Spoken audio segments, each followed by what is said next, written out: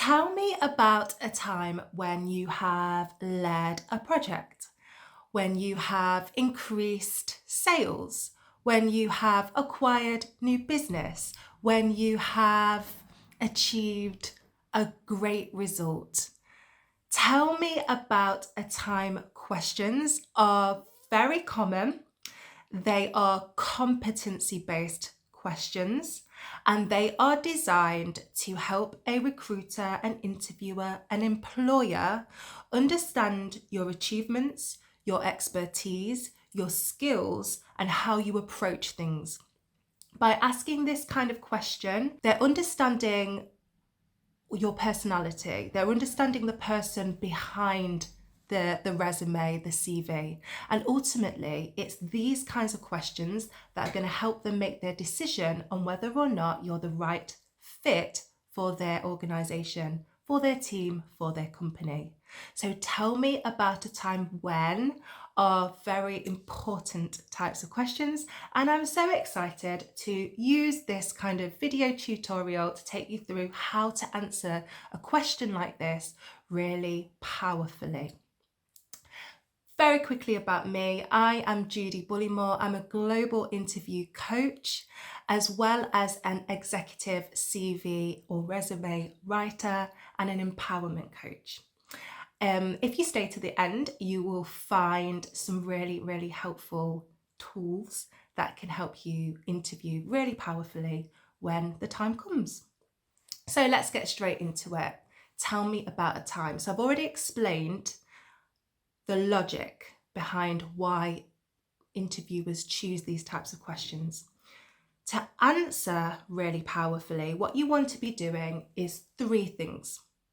First of all, you want to be gathering all of your most relevant experience, understanding why they're asking a question like this, and kind of choosing really wisely.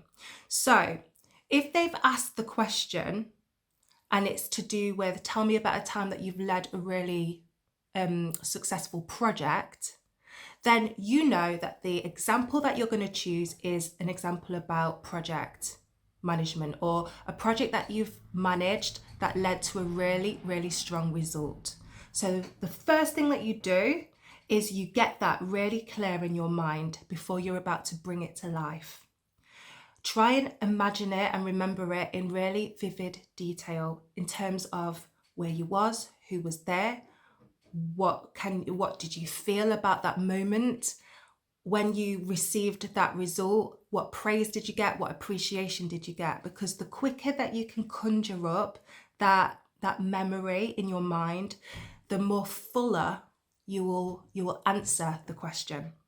So tell me about a time when you've led a successful project, or tell me about a time when you acquired, more business or achieved high sales. You've got your example really clear in your mind.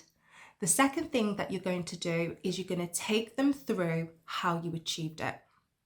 And to do that, what you want to do is you just want to chunk it down. You want to break it up into really manageable milestones. So what was the thing that you did first? What did you do in the middle? What did you do at the end? Or what was the first thing that you did that made all the difference? What was the second thing that you did that made all the difference? And what's the third thing that really achieved that result? If you can do this before you actually answer, you have got your game plan. It's going to help you avoid talking and going off the subject and waffling on. It's going to keep you focused on what you need to say to show them that you did this and you did it exceptionally well. So just to recap, you are understanding why they're asking this question. So tell me about a time when you've led something or you've achieved a great result. They're wanting you to prove that you can do it, but they're also wanting to understand how you approached it and what kind of a person you are.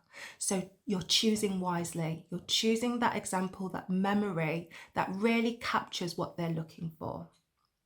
Then, before you answer, you're going to chunk it down and you're going to think to yourself, right, this example that I've got in my head, where was I? What was I wearing? What was I feeling at the time? Who were the blockers? Who were the enablers? Really get it vividly in your mind. And then you're going to work out how you achieved the result from the beginning. So what you did first, what was kind of the most fundamental thing that you did, what was the second fundamental thing that made all the difference, and what was the third final thing that really brought it all together to achieve that amazing result. And then you're ready to bring it to life. The art of a really strong, powerful interview that leaves a really positive, lasting impression are the ones that are delivered in a really authentically natural way, where you talk about yourself kind of positively, almost like you at the fullest, at the top of your potential.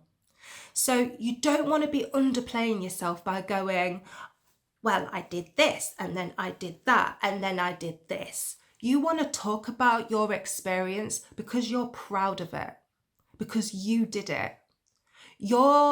Imagine it like a story, and you're only kind of talking about the things that really capture the attention of the audience or the reader. So out of that example that you've got in your mind, what things were just really fundamental, that were really impressive?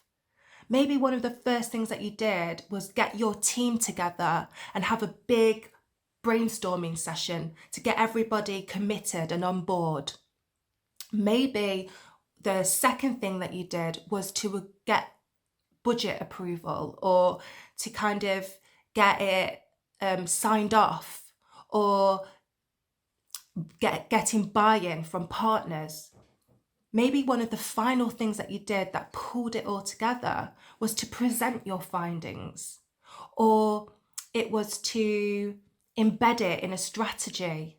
And actually the result was that not only did you achieve it, it's used today.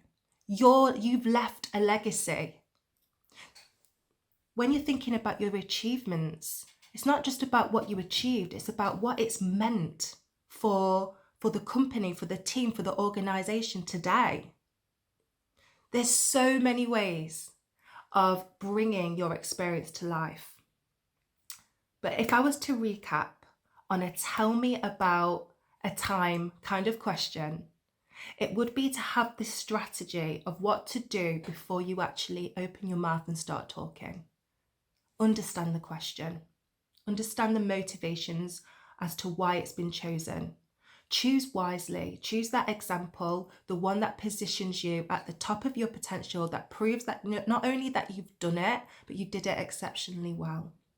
Bring it to life in your mind with vivid detail, because the more you bring it to life in vivid detail, the more you talk about it in an impressively vivid way, and it won't be like a generic response like everybody else. Chunk it down, make it easy for you to kind of bring this example to life. Think about it in milestones, beginning, middle, end, 1 step, 2 step, 3 step. What were the fundamentals?